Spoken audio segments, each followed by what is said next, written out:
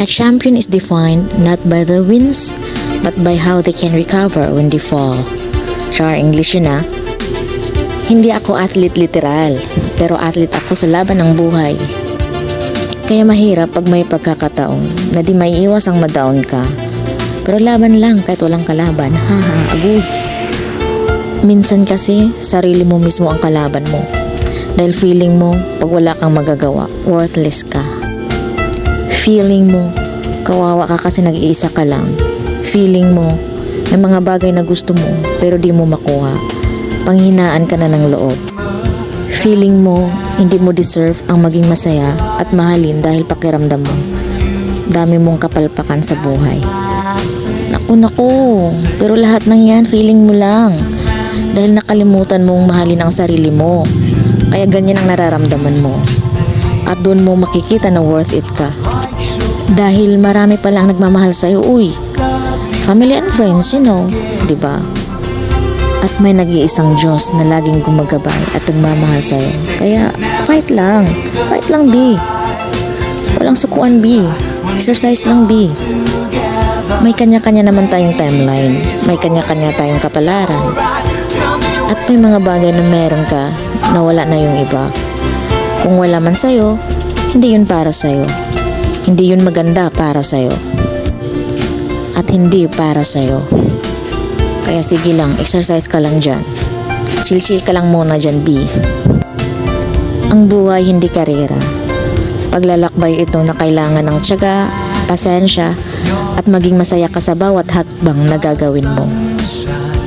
Oo, may mga balakid o matutumba ka man. Kaya mo namang tumayo ulit. Kung para sa kanila, sa kanila. Kung para naman sa'yo, para sa'yo. At walang makakaagaw nun, promise. Dahil sabi nga nila, pag ang Diyos ang gumalaw, walang makakapigil. Parang yung may kasabihan na mapipigilan pa ang baha, pero ang pagmamahal hindi. Tsaka, humugot pa no? Madaming bagay na nangyari sa'yo na sobrang ipagpasalamat mo sa Diyos. Hindi nawawala ang problema, pero may Diyos na handang tumulong sa'yo at sa lahat ng oras. Tiwala lang. Kaya suntok lang tayo. Suntok lang ng suntok. Sige, B. Paglaban mo, laban lang alaksan. Minsan talaga may mga bagay na hindi mo maintindihan. Yung may mga pangyayari sa buhay mo na magtatanong ka, bakit nangyari to sa buhay mo? Sadyang ganun lang talaga ang buhay. Iba-iba naman tayo ng kapalaran eh.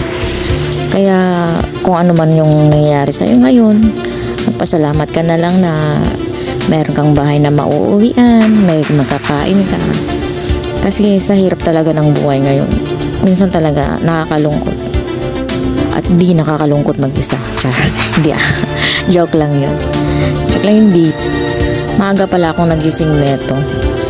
Yung anak ko, pupunta sila ng circle para mag-workout, mag-jogging.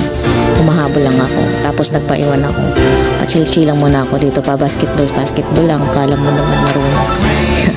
Marunong naman ako dati. Ewan ko lang ngayon. Ganyan lang talaga. May nadaan pa. Patayin ko na nga lang. Okay guys, this is it. Pansit. Ako si Yan ang bungis-ngis ng bayan. Charot. Pero iyakin din. Totoong nagmamahal at hindi kayang manakit. Hindi kaakit-akit pero pakialam ko, hahaha. Hindi ako nabubuhay para magmaganda. Nabubuhay ako para sa mga mahal ko. And I thank you. Thank you guys for watching.